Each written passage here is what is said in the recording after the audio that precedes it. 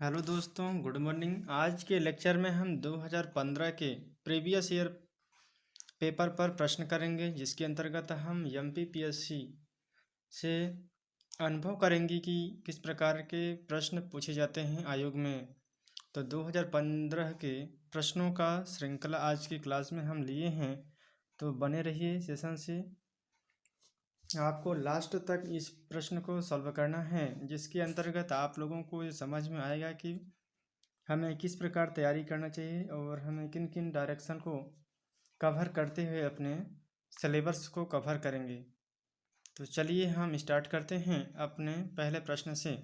हम देख लेते हैं कि हमारा पहला प्रश्न किससे स्टार्ट हुआ है। तो हमें प्रतीत होता है कि ये करंट अफेयर से स्टार्ट किया गया है। तो चलिए हम पहला प्रश्न देख लेते हैं। हमारा पहला प्रश्न है कि वर्ल्ड इकोनॉमिक आउटलुक रिपोर्ट कौन जारी करता है। इसके अंतर्गत बताया गया है कि विश्व बैंक है, कि अंतर्राष्ट्रीय मुद्रा कोष है, एशियाई विकास बैंक है, या फिर अंतर्राष्ट्रीय मजदूर संघ है। तो यहाँ पर इसका राइट आंसर होगा फ्रेंड्स ऑप्शन नंबर बी है। अंतर्राष्ट्रीय मुद्रा कोष ने वर्ल्ड इकोनॉमिक आउटलुक रिपोर्ट जारी करता है। नेक्स्ट प्रश्न है कि मैत्री एक्सप्रेस रेल सेवा का संबंध किससे है। क्या भारत पाकिस्तान से है, भारत बांग्लादेश से है, भारत नेपाल से है, या फिर भारत भूटान से है। यहाँ पर भी राइट आंसर है ऑप्शन नंबर बी को बताया गया है कि भारत और बांग्लादेश, जो कि मैत्री एक्सप्रेस रेल सेवा का संबंध बताया जाता है। नेक्स्ट प्रश्न है कि आरडी किस देश की कार बनाने वाली कंपनी है। आरडी किस देश की कार बनाने वाली कंपनी है। इसमें ऑप्शन दिया गया है कि जापान है, जर्मनी है, इंग्लैंड है, या फिर भारत है। यहाँ पर भी राइट आंसर आ जाता है ऑप्शन नंबर बी है, जर्मनी है।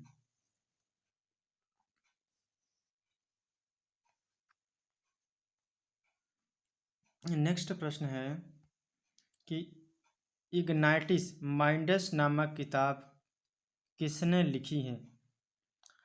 इग्नाइटिस माइंडस नामक किताब किसने लिखी है।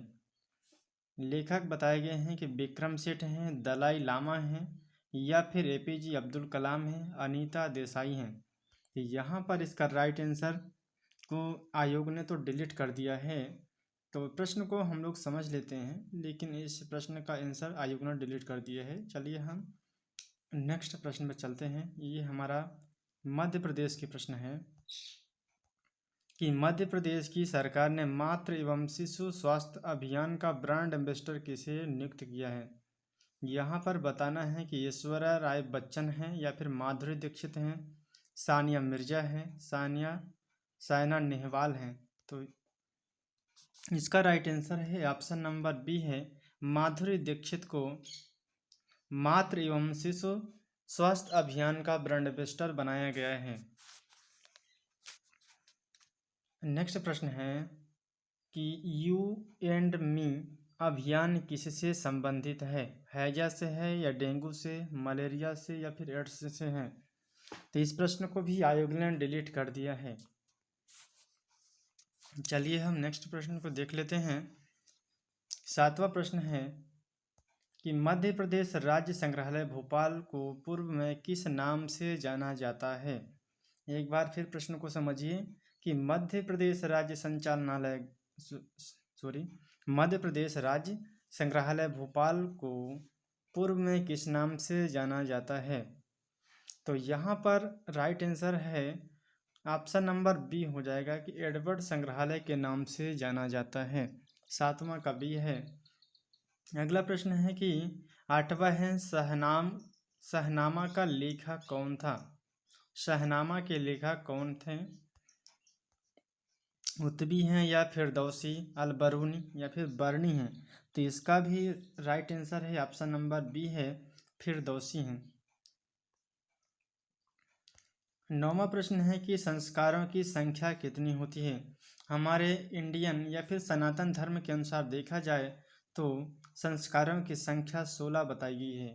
तो यहाँ पर 16 संस्कार को आयोग ने राइट आंसर माना है। आप लोगों ने जब इंडियन हिस्ट्री पढ़े होंगे तो वहाँ पर भी 16 संस्कारों के बारे में बताई गई है। तो जब हम हिस्ट्री की क्लास लेंगे, अभी तो एमसीक्यू रिवीजन चल रहे हैं, तो वहाँ पर हम बताएंगे कि 16 संस्कार में कौन कौन से संस्कार होते हैं।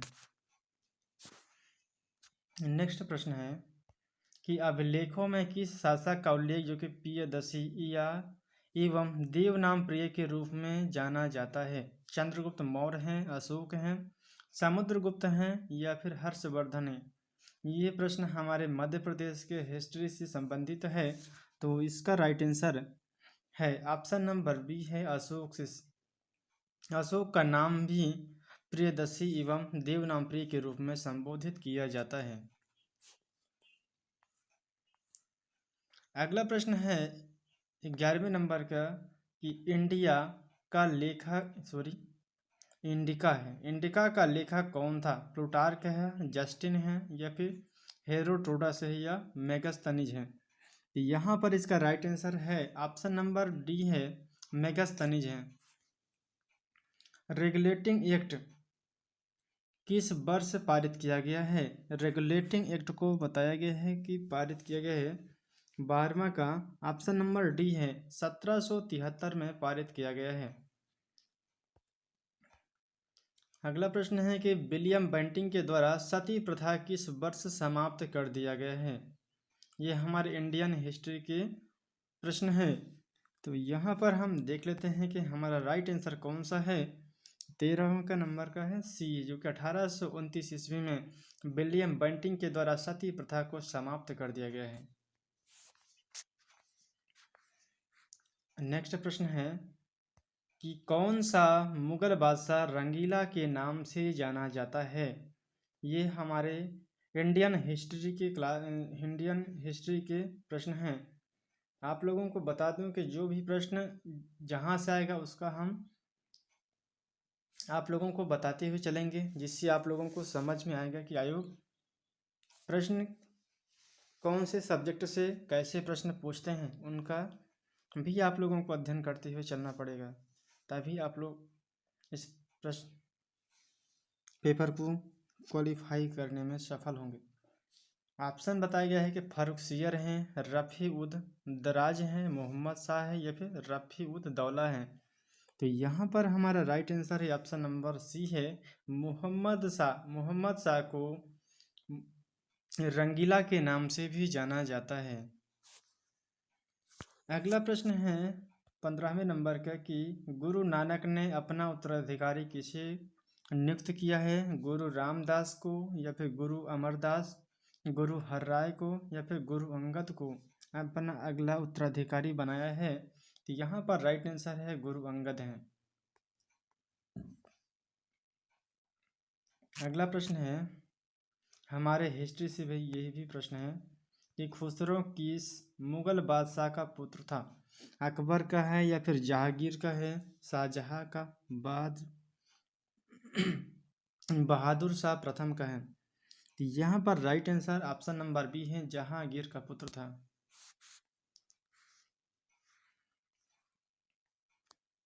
नेक्स्ट प्रश्न है कि चार्ल्स वुड का आदेश पत्र निम्नलिखित में से किससे संबंधित था? शिक्षा, व्यापार या प्रशासनिक सुधार, सैन्य सुधार? तो यहाँ पर राइट आंसर है ऑप्शन नंबर ए है शिक्षा से संबंधित है। 18 है कि विश्व पृथ्वी दिवस कब मनाया जाता है? विश्व पृथ्वी दिवस जो कि मनाया जाता है ऑप्शन नंबर ए है 22 अप्रैल को विश्व पृथ्वी दिवस के रूप में मनाया जाता है। नेक्स्ट प्रश्न है कि निम्नलिखित में से किस प्रदेश में पिग्मी पाए जाते हैं? सहारा है, कालाहारी है, विषुवतीय रेखी वन है, पंपास है? तो यहाँ पर हमारा राइट आंसर है ऑप्शन नंबर सी है विषुवत रेखी वन में पाया जाता है। अगला प्रश्न है, ये प्रश्न है भारत के भूगोल से संबंधित है कि ग्रेट बैरियर रीफ कहाँ पर स्थित है? प्रशांत महासागर में, हिंद महासागर में या फिर भूमध्य सागर में, अटलांटिक महासागर में? तो यहाँ पर राइट आंसर है ऑप्शन नंबर ए है कि प्रशांत महासागर में ग्रेट बैरियर रीफ पाया जाता है। नेक्स्ट प्रश्न आ जाता है कि अल्फा अल्फा क्या है। क्या एक प्रकार की घास है, या जनजाति है, या एक पशु है, या फिर एक नगर है। आप लोगों को बताना है कि इसका राइट आंसर है ऑप्शन नंबर ए है कि एक प्रकार की घास है। अल्फा अल्फा जो है एक प्रकार की घास है। अगला प्रश्न है, नेक्स्ट है कि ओजोन परत को सर्वाधिक नुकसान पहुंचाने वाले प्रदूषक कौन से हैं। हाइड्रोकार्बन है, कार्बन डाइऑक्साइड है, नाइट्रस ऑक्साइड, या फिर क्लोरोफ्लोरोकार्बन है। कि यहाँ पर राइट आंसर है ऑप्शन नंबर डी है कि क्लोरोफ्लोरोकार्बन है। गरजती चालीसा, प्रचंड पचासा एवं चीखता साठा क्या है। समुद्री तूफान है क्या, दक्षिणी गोलार्ध में पश्चिमी पवनें हैं क्या, या फिर उत्तरी गोलार्ध में पश्चिमी पवनें हैं, प्रशांत महासागरीय धाराएं हैं। कि यहाँ पर right answer option number B है कि दक्षिणी गोलार्ध में पश्चिमी पवनें के रूप में जानी जाती है। नेक्स्ट प्रश्न है 24 नंबर के कि निम्नलिखित में से कौन सा विश्व का कॉफ़ी पोर्ट कहलाता है। कॉफ़ी पोर्ट कहलाने का अर्थ है कि वहाँ पर कॉफ़ी की खेती बहुत तेज़ी से की जाती है। तो 24 नंबर के प्रश्न है ऑप्शन नंबर बी है, संतोष के नाम से भी जाना जाता है। नेक्स्ट प्रश्न है कि समान वर्षा वाले क्षेत्र को जोड़ने वाली रेखा कही जाती है। क्या कही जाती है इनको। आइसोबार कहा जाता है, ये भी आइसोहाइट है, आइथोथर्म है, आइसोहेलाइन है। तो यहाँ पर इसका राइट आंसर है ऑप्शन नंबर बी है कि आइसोहाइट कहा जाता है।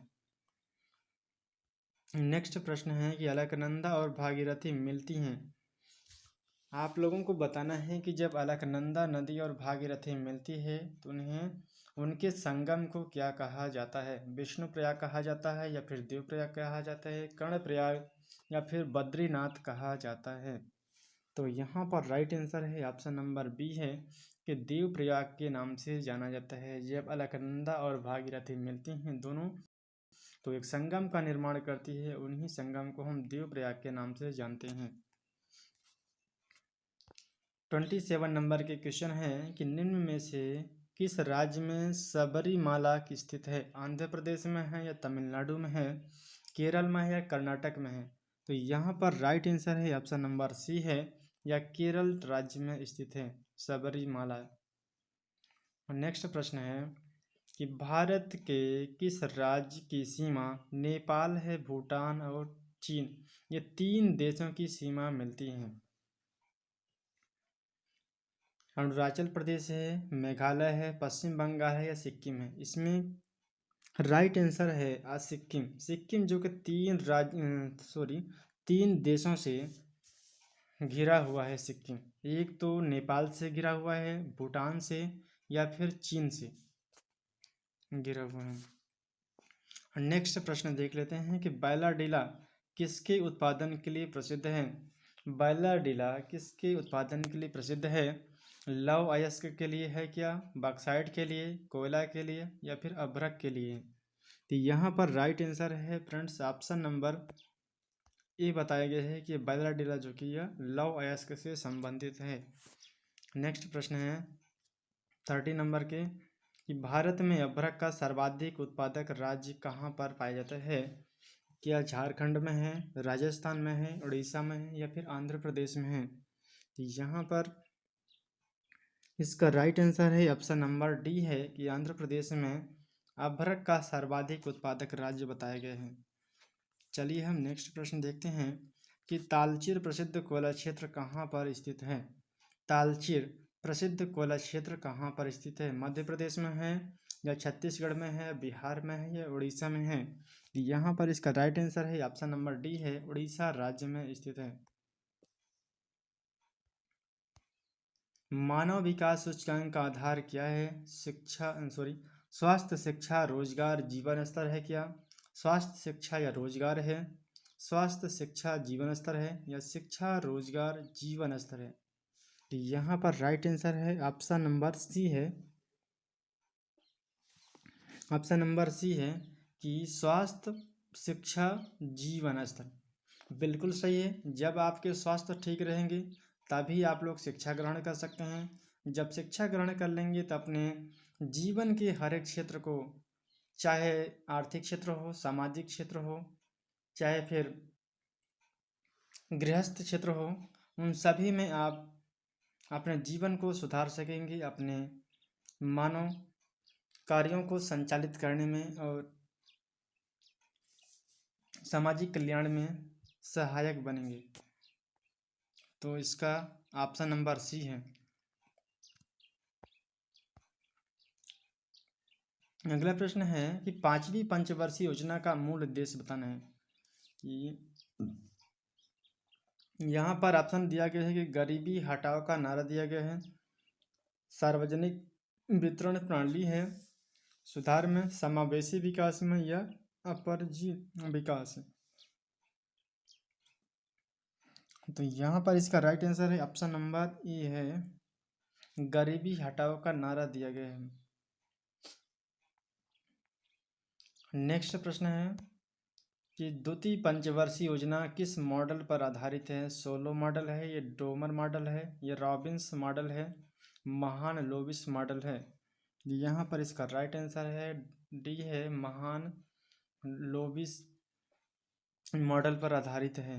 नेक्स्ट प्रश्न है कि अब यहाँ से हमारे भारतीय इंडियन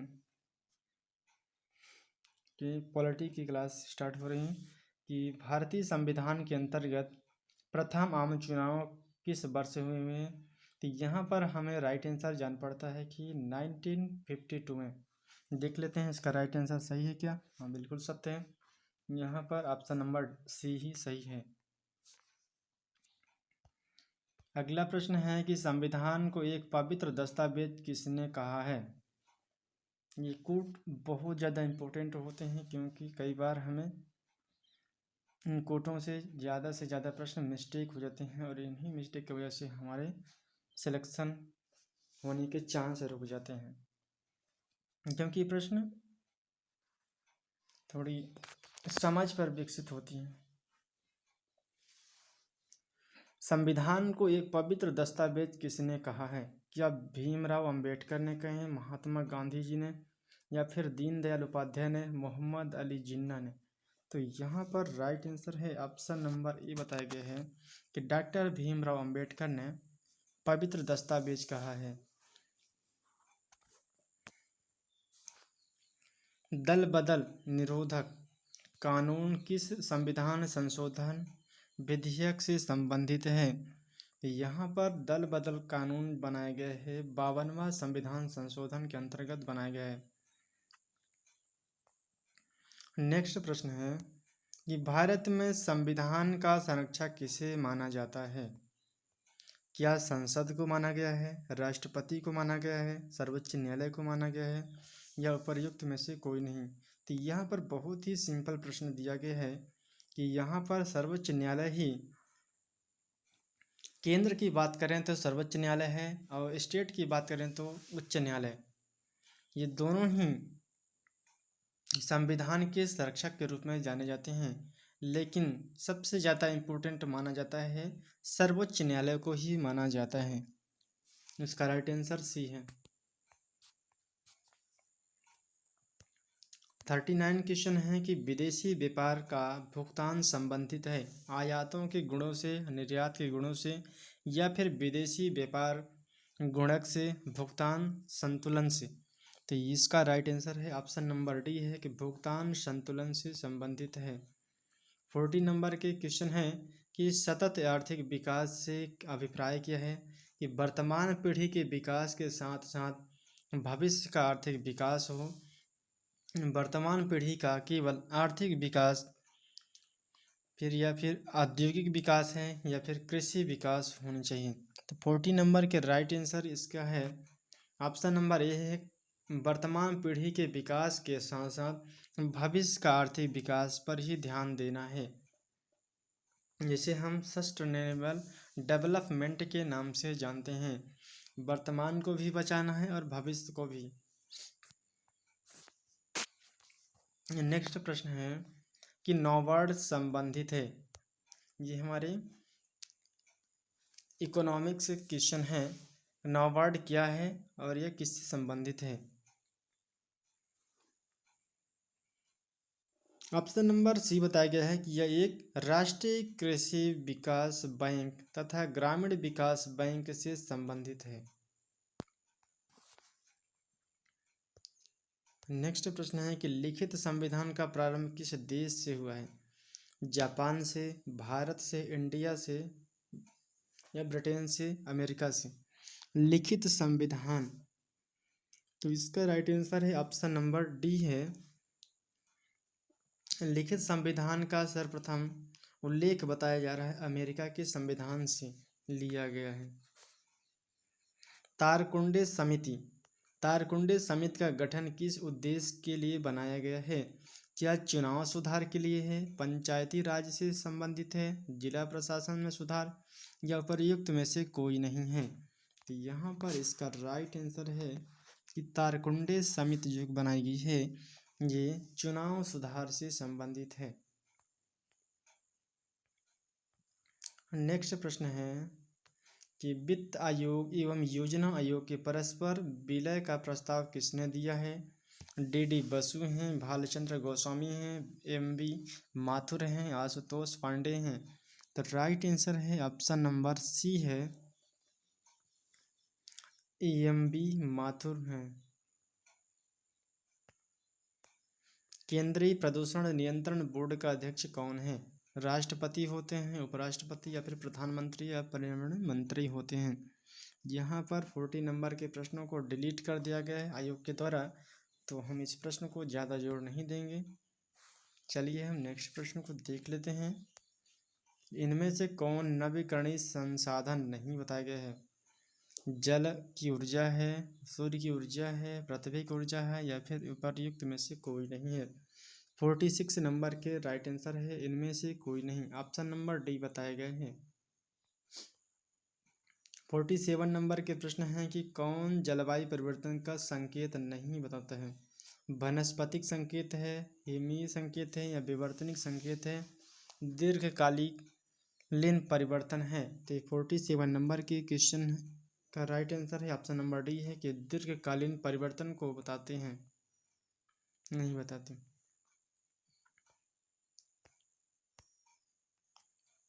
निम्न में से कौन सामाजिक प्रदूषण नहीं है? गरीबी, सांप्रदायिक, बलात्कार या कृषि प्रदूषण? यहाँ पर हमें राइट आंसर इसका समझ में आ रहा है कि कृषि प्रदूषण है। कृषि प्रदूषण तो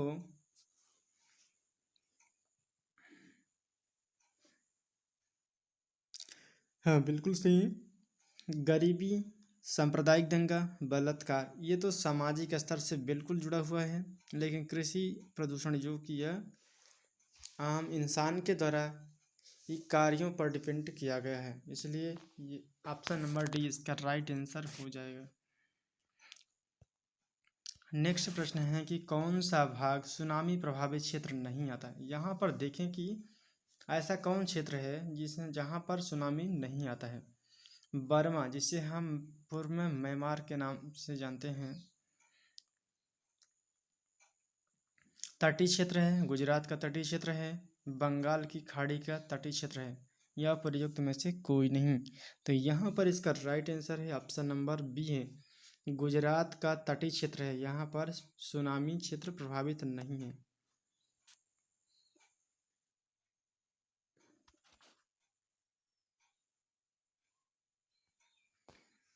फिफ्टी नंबर के प्रश्न है कि सर्वाधिक लवणता किस सागर में पाई जाती है? मृत सागर में, लाल सागर में या हिम सागर में, अरब सागर में?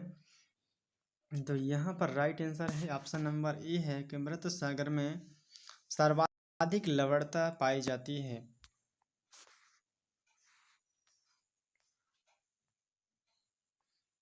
51 प्रश्न है कि 1990 में अनुसूचित जाति जनजाति राष्ट्रीय आयोग की रिपोर्ट के अनुसार अनुसूचित जाति एवं जनजाति के अत्याचार का कारण नहीं है?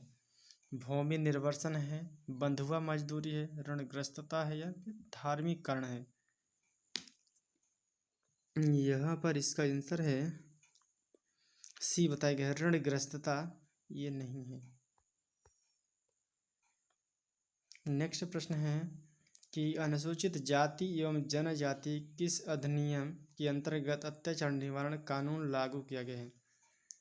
तो यहाँ पर इसका राइट आंसर है ऑप्शन नंबर बी बताया गया है कि अधिनियम 1989 के अंतर्गत बताया गया है। नेक्स्ट प्रश्न है कि अनुसूचित जाति एवं अनुसूचित जनजाति को किस अनुच्छेद के अंतर्गत मौलिक सामाजिक आर्थिक राजनीतिक तथा सांस्कृतिक अधिकार दिए गए? इतना सारा अधिकार दिया गया है किस अनुच्छेद के अंतर्गत? ये क्वेश्चन बहुत ही ज़्यादा इम्पोर्टेंट है, इसलिए हम 3 स्टार की दर्जा दे रहे हैं। इसी प्रश्न को आप लोग अच्छे से क्लियर करके रखें। ऑप्शन नंबर डी है। ऑप्शन नंबर डी में देख लेते हैं, अनुच्छेद 17 बिल्कुल सही है। ये बहुत ही ज़्यादा सिंपल क्वेश्चन ही था, लेकिन चलिए हम नेक्स्ट प्रश्न देख लेते हैं 54 नंबर के कि सतत विकास का आधार क्या है? सामाजिक दृष्टिकोण, आर्थिक दृष्टिकोण या पर्यावरणीय दृष्टिकोण? प्रयुक्त में से कोई नहीं। इस प्रश्न को आयोग ने डिलीट कर दिया है, इसका राइट आंसर नहीं बताया है।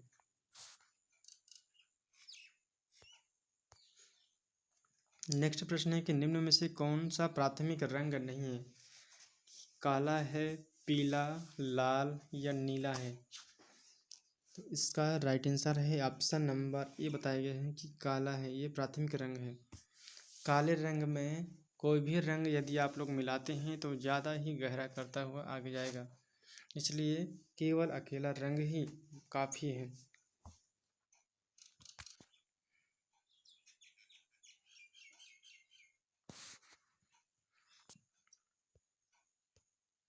किसने आविष्कार किया कि पेड़ पौधों में जीवन है? रॉबर्ट कोच ने बताया है क्या, जेसी बोस ने, बेंजामिन फ्रैंकलिन ने या लुई पास्चर ने? यहाँ पर राइट आंसर है ऑप्शन नंबर बी है, जेसी बोस ने बताया है।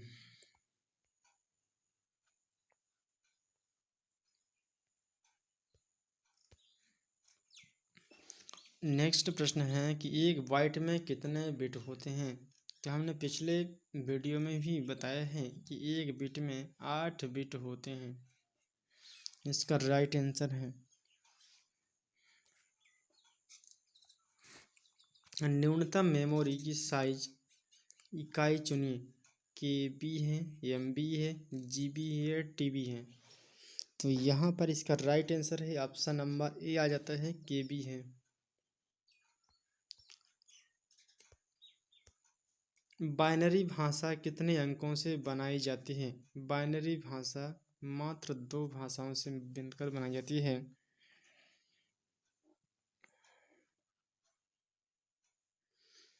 कौन कौन है भाषा? एक तो 0 है और एक 1 है।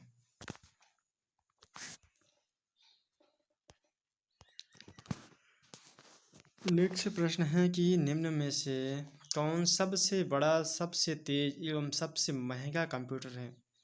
बिल्कुल सही है। यहाँ पर सामने देखा है कि ऑप्शन नंबर बी है, सुपर कंप्यूटर। ये सबसे बड़ा भी होता है, सबसे महंगा भी और सबसे तेज कार्य करने वाला कंप्यूटर है। ऑप्शन नंबर बी है इसका राइट आंसर।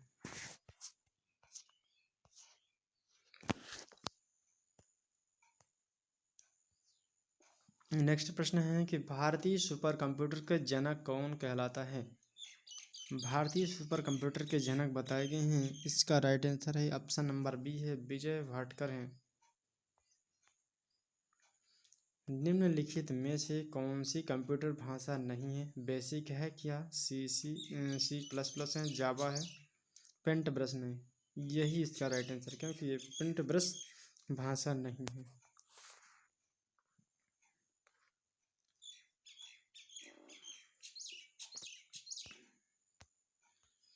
कंप्यूटर निम्न में से कौन सा कार्य नहीं कर सकता है? कंप्यूटिंग है, प्रोसेसिंग है, अंडरस्टैंडिंग है या फिर आउटपुटिंग है?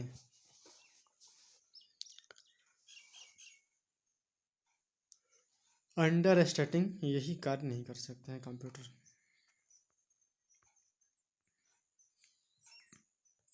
नेक्स्ट प्रश्न है कि कंप्यूटर में जहाँ एसेसरीज जुड़ती है उसे क्या कहते हैं? पोर्ट, रिंग या बस या जिप? वहाँ पर जुड़ती है तो उसे हम पोर्ट के नाम से जाना जाता है।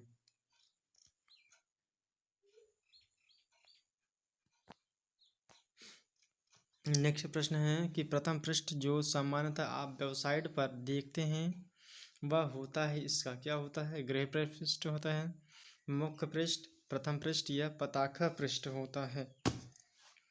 तो यहाँ पर राइट आंसर है गृह पृष्ठ होता है।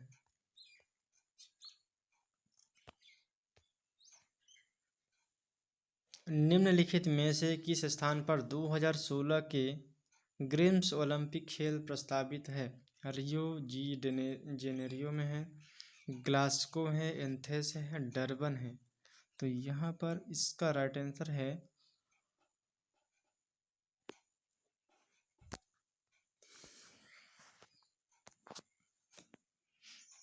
ऑप्शन नंबर ए है कि रियो डी जेनेरो में है।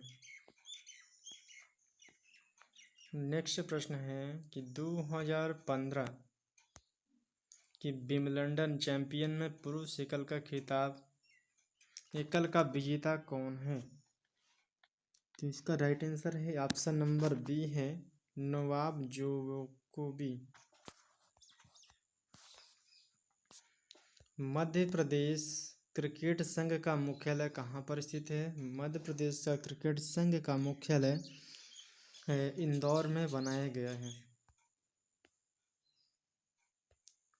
संध्या अग्रवाल का संबंध निम्नलिखित में से किस खेल से संबंधित है?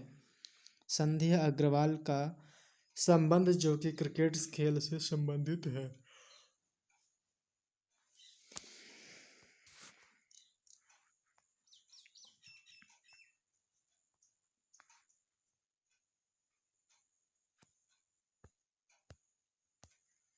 राष्ट्रीय खेल दिवस निम्नलिखित में से किस दिन मनाया जाता है?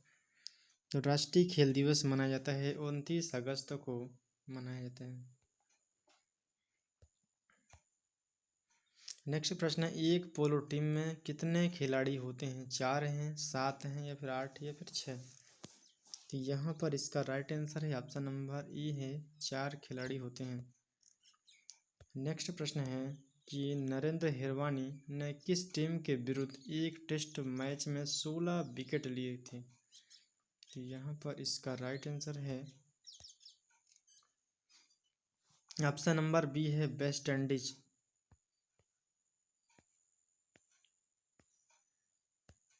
ऐशबाग स्टेडियम किस शहर में स्थित है? इंदौर में, ग्वालियर में, भोपाल में या फिर जबलपुर में है? तो यहाँ पर इसका राइट आंसर है कि भोपाल में स्थित है, हमारे मध्य प्रदेश की राजधानी में है। मानव अधिकार संरक्षण अधिनियम 1993 किस तिथि को लागू किया गया है?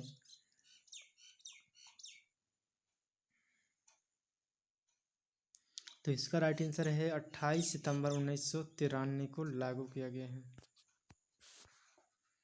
नेक्स्ट प्रश्न है कि मानव अधिकार संरक्षण अधिनियम 1993 का क्या उद्देश्य था?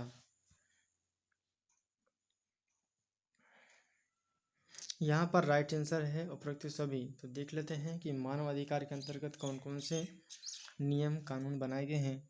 यह मानव अधिकारों को बेहतर संरक्षण मिलना चाहिए, ये बिल्कुल सही है। मानव अधिकार सुरक्षा आयोग का गठन करना है, बिल्कुल सही है। राज्य में मानव अधिकार सुरक्षा आयोग का गठन करना है, इसलिए यहाँ पर राइट आंसर हो जाता है डी। ये सभी आंसर सही हैं।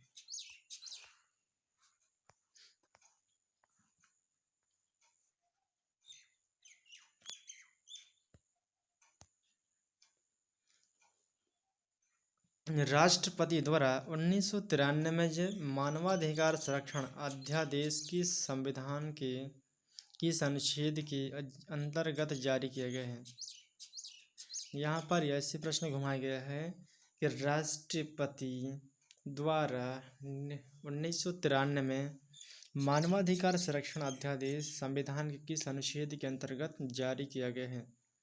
तो राष्ट्रपति जारी करते हैं अनुच्छेद 123 के अंतर्गत जारी करते हैं। तो यहाँ पर इसका राइट आंसर ए है। इस प्रश्न को इतना ज़्यादा घुमाया गया है, लेकिन सिंपल भाषा में हम कहें तो राष्ट्रपति अध्यादेश किस अनुच्छेद के अंतर्गत जारी करता है, तो यहाँ पर यही आंसर होगा कि 123 के अंतर्गत राष्ट्रपति अध्यादेश जारी करते हैं। और यह भी बता दूं कि राष्ट्रपति अध्यादेश जारी क्यों करते हैं। राष्ट्रपति अध्यादेश जारी कब करता है कि सत्र में कोई भी सदन ना चलता हो, चाहे लोकसभा हो या राज्यसभा नहीं चलता है, तो वहाँ पर राष्ट्रपति को कोई अधिनियम या कानून बनाना हो तो तत्काल इस अध्यादेश के माध्यम से वो कोई भी कानून पेश कर सकता है, संशोधित कर सकता है, उसे लागू कर सकता है। नेक्स्ट प्रश्न है कि रानी दुर्गावती मध्य प्रदेश के किस क्षेत्र में शासन कर रही थी। गोंडवाना क्षेत्र से, महाकौशल से या विंध्य प्रदेश से, ग्वालियर से। तो यहाँ पर राइट आंसर है गोंडवाना, क्योंकि गोंडवाना की ही रानी थी। रानी दुर्गावती चंदेल वंश की पुत्र थी और इनका विवाह माना जाता है कि गोंड वंश के राजा शंकर शाह के पुत्र जो कि दलपत शाह के साथ किया गया था। बहुत ही साहस एवं वीरता पूर्वक इन्होंने अपने कार्यों का संचालन करती हैं। अपने शासन प्रशासन में इन्होंने कार्य किया और अपने प्रजा हित में इन्होंने अपने को वीरगति प्राप्त होती है। इनका अंतिम युद्ध माना जाता है कि अकबर के सेनापति आसफ खां के साथ लड़ाई होती है और वहीं पर इनकी शहीद हो जाती हैं। नेक्स्ट प्रश्न है कि सेंधवा में किसके नेतृत्व में आदिवासियों ने आंदोलन किया था। भीमा नायके, कोरकू हैं या फिर गंजन सिंह कोरकू, बिरसा मुंडा। तो यहाँ पर इसका राइट आंसर है ऑप्शन नंबर ए है, भीमा नायक है।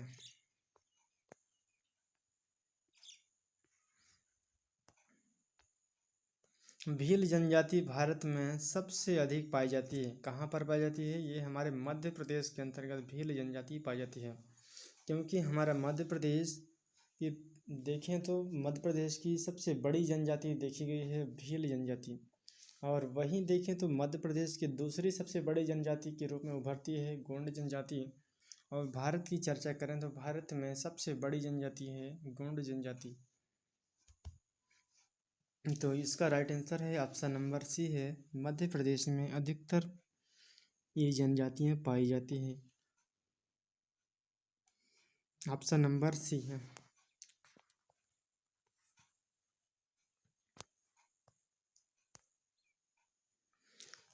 73वें संविधान संशोधन का पालन करने वाला पहला राज्य बताया गया है मध्य प्रदेश, पंजाब, आंध्र प्रदेश, राजस्थान। यहाँ पर इसका राइट आंसर है मध्य प्रदेश राज्य है।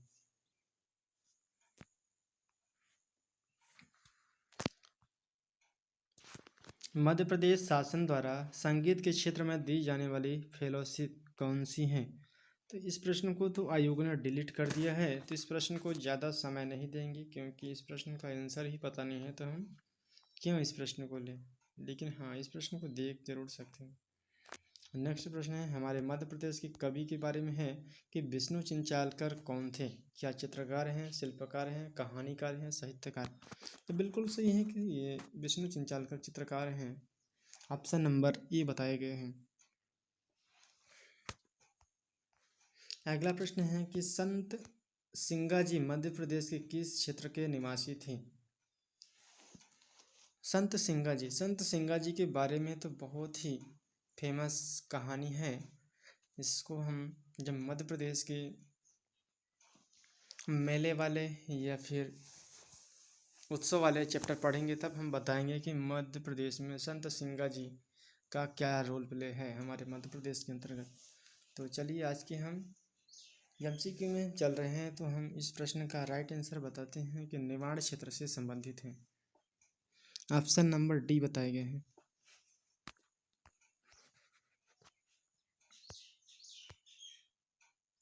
मध्य प्रदेश पशु चिकित्सा एवं पशुपालन विद्युत विभाग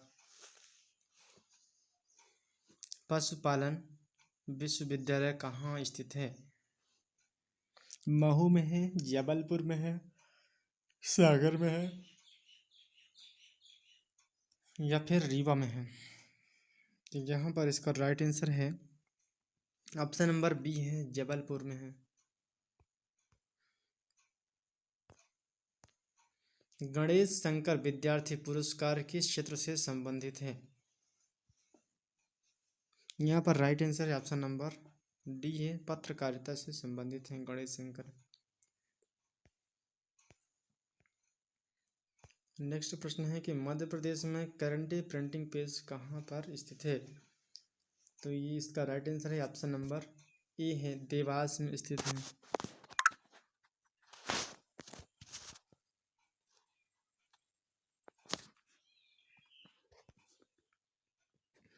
धूपगढ़ स्थित है सतपुड़ा रेंज पर, मैकाल रेंज पर या बिंद? तो इसका राइट आंसर है सतपुड़ा रेंज पर। ऑप्शन नंबर ए है, 87 का ए है। बिखरे मोती के रचयिता बताए गए हैं, क्या मुक्ति बोध हैं, अक्षय हैं, सुभद्रा कुमारी हैं, फिर दिनकर सोनवालकर हैं? कि यहाँ पर इसका राइट आंसर है ऑप्शन नंबर सी है, सुभद्रा कुमारी चौहान है।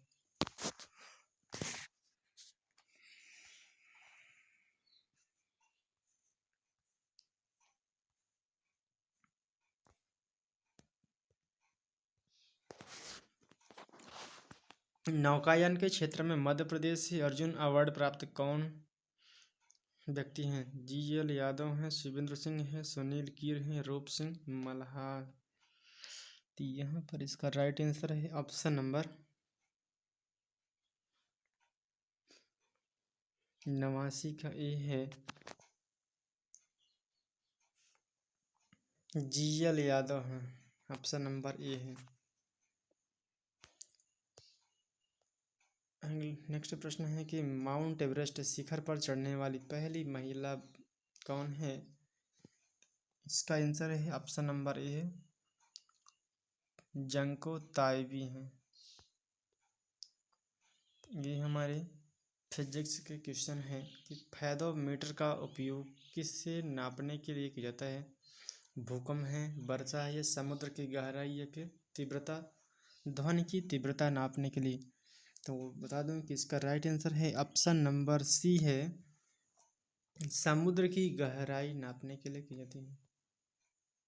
नेक्स्ट प्रश्न है कि भारतीय वन अनुसंधान संस्थान का क्षेत्रीय अनुसंधान शाखा मध्य प्रदेश के किस जिले में स्थित है?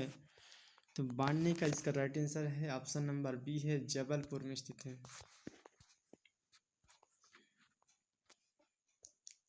नेक्स्ट क्वेश्चन है कि मध्य प्रदेश का माइक्रोस्कोप का प्रयोग निम्नलिखित में से किसके अध्ययन करने में किया जाता है?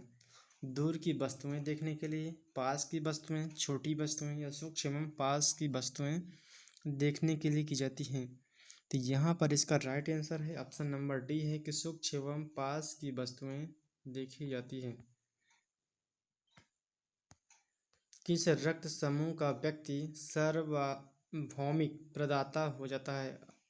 ओ है, ओ बी है, बी? तो यहाँ पर इसका राइट आंसर है ऑप्शन नंबर ए है, ओ वाले रक्त समूह वाले व्यक्ति हैं। दूध के घनत्व को किसके द्वारा मापा जाता है? लैक्टोमीटर, हाइड्रोमीटर, बैरोमीटर या फिर हाइग्रोमीटर?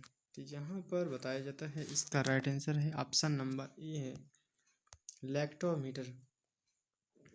भूकंप की तीव्रता किससे मापी जाती है? बैरोमीटर, हाइड्रोमीटर या पॉलीग्राफ या फिर सिस्मोग्राफ के माध्यम से?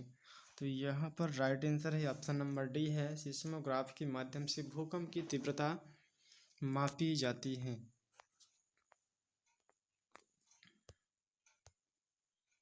अलेक्जेंडर फ्लेमिंगम ने खोज की है पेनिसिलिन की, एक्सरे की या फिर एस्ट्रीमाइसिन की या टेलीफोन की? तो इसका राइट आंसर है ऑप्शन नंबर ए है, पेनिसिलिन की खोज की है। नेक्स्ट क्वेश्चन है कि वर्ष का सबसे बड़ा दिन कौन सा है? 21 मई, 21 जून, 22 दिसंबर या फिर 25 दिसंबर को। तो राइट आंसर है ऑप्शन नंबर बी है, 21 जून है।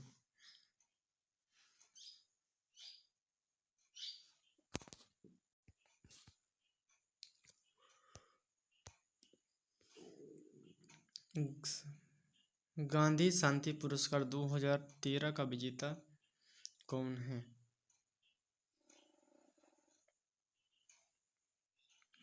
ऑप्शन नंबर डी है, एक पर्यावरणविद है। लास्ट प्रश्न है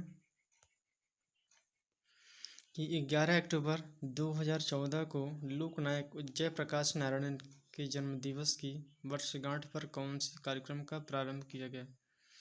स्वच्छ भारत अभियान है, डिजिटल इंडिया है, प्रधानमंत्री धन योजना है, सांसद आदर्श ग्राम योजना है।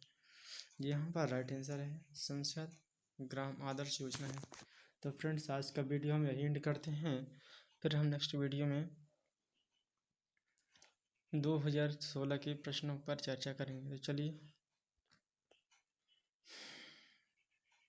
Thank you so much.